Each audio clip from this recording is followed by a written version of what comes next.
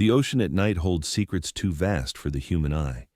Imagine a warship so enormous that it seemed untouchable, a steel giant meant to be the last hope of a crumbling empire. Yet within hours of her first voyage, she was gone, swallowed by the Pacific. How could the largest carrier in the world, a vessel built to withstand fire and steel, be struck down not by an armada, but by a single submarine?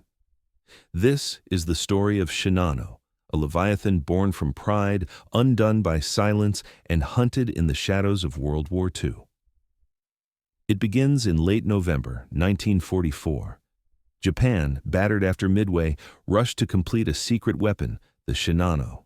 She was born from the bones of a Yamato-class battleship, transformed in desperation into the world's largest aircraft carrier. But size is not strength. Her bulk hid flaws, rushed welds, untrained crews. That night, as she slipped from Yokosuka into the black waters, a hunter was waiting. The USS Archerfish, led by Commander Joseph Enright, had found her trail. What followed would become one of the most improbable encounters of the war. To understand Shinano, we must return to the summer of 1942. The Battle of Midway had just torn the heart out of the Imperial Japanese Navy. In a single day, 4 proud carriers, Akagi, Kaga, Soryu, and Hiryu, vanished in fire and smoke. Hundreds of veteran pilots, men who carried years of skill and experience, were lost with them. For Japan, it was more than a defeat. It was humiliation, a wound from which their navy would never fully recover. The empire needed a miracle. Deep inside the shipyards of Yokosuka, the skeleton of a battleship was already rising. She was meant to be the third of the Yamato-class, sister to Yamato and Musashi, the largest battleships ever built. Her name was Shinano. But the war had changed. Battleships no longer ruled the seas. Aircraft carriers had proven themselves the new queens of battle, and Japan, after Midway, had lost nearly half of its crown. So, in desperation, the unfinished battleship was given a new destiny. Her massive hull would not carry guns but aircraft.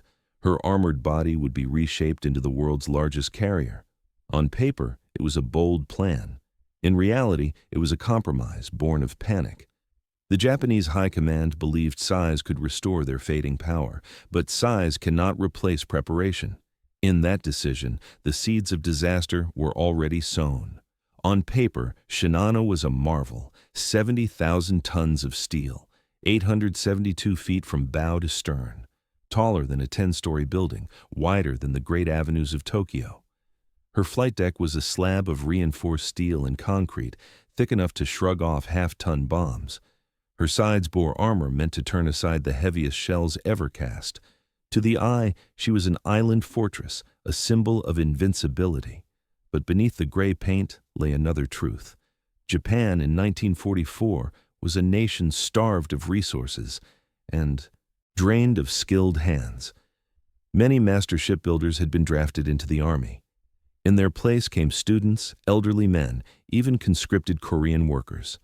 They worked under pressure, hurried by fear of American bombers, with little training and no choice. Welds were rushed, rivets crooked, compartments left untested. The watertight doors, those steel guardians meant to seal against the sea, often rattled loosely in their frames. Pumps that should have been her lifeline had never been tried under real strain. Ventilation shafts lacked proper gaskets, creating hidden pathways for water to spread unchecked.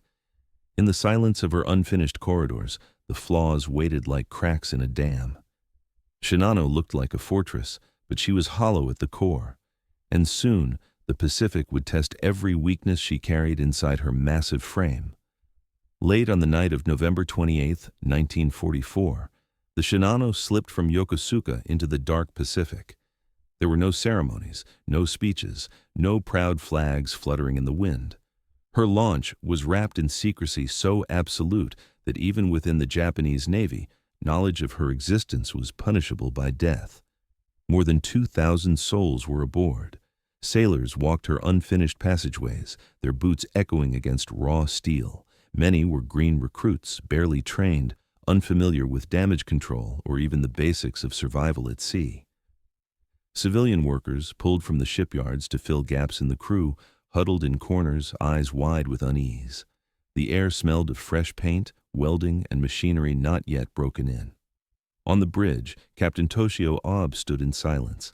A seasoned officer, he saw what others ignored. He had walked her decks, tested her doors, examined her pumps.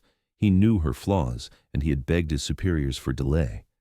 "Train the men, test the compartments," he had pleaded, but urgency drowned his voice. The high command feared American bombers more than submarines. Better to risk the ocean than leave her in port, and so Abe obeyed his orders. His shoulders bore the weight of 2,000 lives and the largest warship ever built. Yet in his heart, he carried dread. For all her size, Shinano was not ready. She was a giant, still in her infancy, sailing straight into waters that showed no mercy. Far beneath the quiet swells of the Pacific, another world stirred.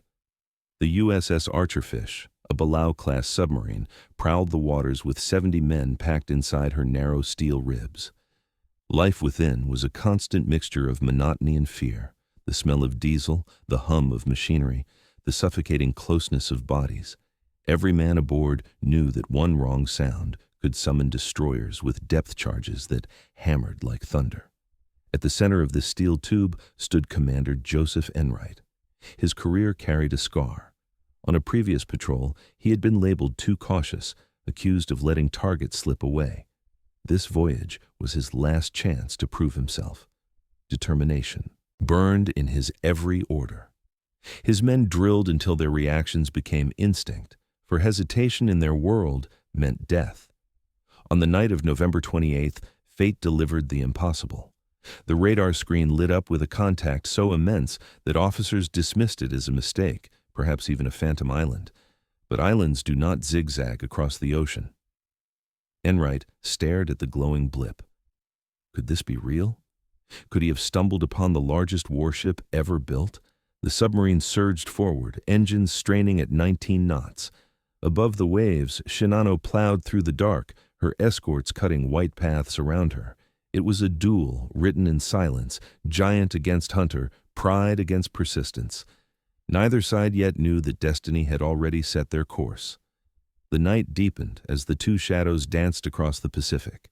Hours passed in tense pursuit until, just after 3 in the morning of November 29th, destiny revealed itself. Shinano turned south in a routine zigzag. To Commander Enright, watching through the periscope, it was the moment he had prayed for. The giant now lay broadside across his sights. Calmly, he gave the order. 6 Mark 14 torpedoes hissed from Archerfish's bow, streaking through the dark water. In the silence that followed, every man aboard the submarine held his breath. Seconds stretched like hours. Then, the sea erupted. The first torpedo struck Shinano's stern with a roar that shook the massive hull. The second tore into her engine spaces, flooding compartments in minutes. The third hit beneath a boiler room, unleashing steam and seawater that killed dozens instantly. The fourth smashed into a vital damage control station, crippling pumps and compressors, the very systems that might have saved her. Ironically, Enright had set his torpedoes to run shallow, believing he faced a standard carrier. That mistake proved fatal to Shinano. Instead of glancing off her armored belts, the weapons slammed into the weaker seams of her design. By chance or fate, Archerfish had struck her Achilles' heel. Above the waves, fire and smoke ripped through the midnight calm. Below, Enright ordered his submarine to dive, bracing for the wrath of Shinano's escorts. The hunter had bitten, and the ocean itself seemed to tremble as the largest carrier ever built began to bleed. At first, many aboard Shinano believed survival was certain. She was, after all, the largest carrier in the world. 4 torpedo hits might cripple a smaller vessel, but surely this giant could endure. Orders rang through the corridors: seal the compartments, start the pumps, correct the list. Men hurried into smoke-filled passageways, flashlights bobbing as they fought the sea. But the truth was merciless. The watertight doors that should have sealed against flooding rattled loosely in their frames. Pumps sputtered, some failing entirely. Ventilation shafts, left without proper gaskets, carried seawater into spaces that should have remained dry. Each failure triggered another until containment became impossible. Captain Abe, clinging to hope, made a fateful decision. He ordered Shinano to maintain 18 knots, believing speed could carry her to safety. Yet every turn of the propellers forced more seawater into the gaping wounds. The faster she moved, the faster she drowned. By dawn, the list had grown unbearable. 15 degrees, then 20. Bulkheads buckled, equipment rolled across decks, sailors staggered, clinging to pipes, fighting to keep their footing on what had become a slanted world. At 10:57 that morning, after barely 7.5 hours, the pride of the Imperial Navy gave her final cry. Shinano heeled over, her vast red keel lifting into the sky. For a moment she seemed to hang in defiance, then plunged stern first into the Pacific. The sea closed over her, leaving only wreckage and desperate men clinging to the waves. Over 1,400 lives were lost. The world's largest aircraft carrier had been undone by her own flaws. For the survivors pulled from the water, the nightmare did not end with rescue. Around 1,000 men were saved by escorting destroyers, but instead of honor or comfort, they were met with silence. They were quarantined in remote barracks, forbidden to speak, forbidden even to write to their families. The loss of Shinano was not announced. Her name vanished from official records. Families of the dead were told nothing, only that their loved ones were missing in action. More than 1,400 souls, including Captain Abe, were erased from history by their own leaders. Why such secrecy? Because Shinano was never meant to fail. She had been built as a symbol of hope, a fortress too mighty to sink.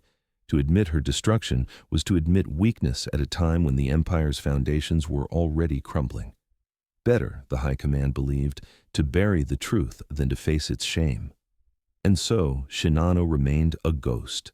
No celebrations of her launch, no public mourning of her death. She slipped from the world as quietly as she had sailed, remembered only in whispers among those who had seen her fall. For months after her loss, the world knew nothing of Shinano. The Allies did not celebrate, because they did not even know what had been sunk. The Japanese people did not mourn, because they had never been told such a ship existed. Only silence remained. It was not until Japan's surrender in August 1945 that the truth began to surface. Allied investigators, combing through captured naval records, found references to a third Yamato-class hull that had been converted mid-construction into a massive carrier. Cross-checking reports, they discovered that the time and place of her loss matched perfectly with Archerfish's mysterious victory.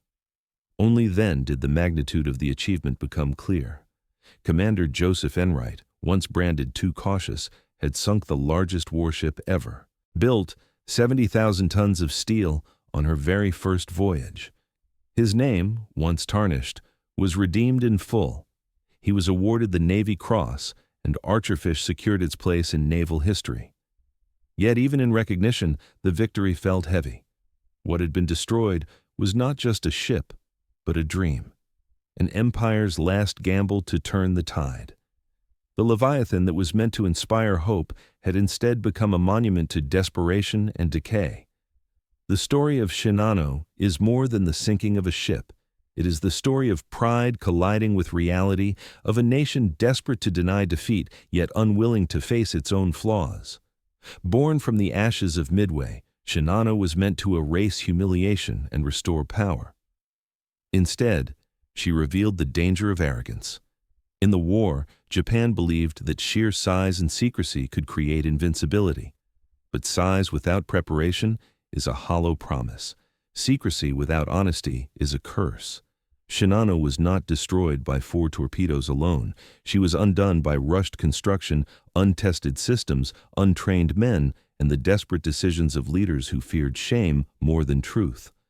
The lesson of Shinano reaches beyond one empire or one era. In the great tide of the WWII, the strongest walls were not those made of steel, but those made of integrity, preparation, and resilience. When those are missing, even the mightiest giant can fall. Today, her wreck lies 3,000 feet beneath the Pacific, silent and unseen. Yet her story remains a warning. No fortress is invulnerable, no empire eternal.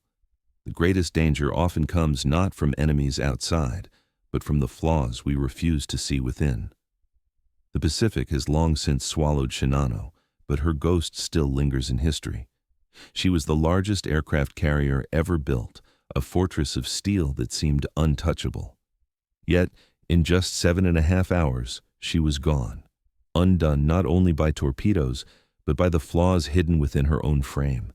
More than 1,400 men followed her into the deep, their lives lost in silence, their families left without answers. For the United States, the sinking was a triumph of persistence and skill. For Japan, it was a symbol of desperation and denial. For the world, it was a lesson written in steel and salt water.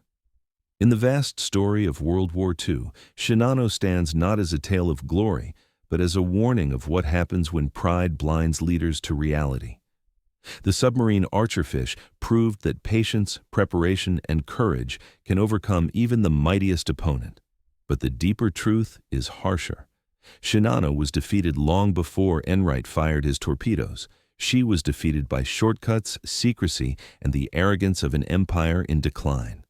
As we remember the long years of World War II, the story of Shinano reminds us that no power is eternal, no fortress invulnerable. She lies 3,000 feet below the sea, silent, but not forgotten. Her final lesson endures: even the greatest warship can fall, and even the mightiest empire can crumble. And in that truth lies the enduring legacy of World War II.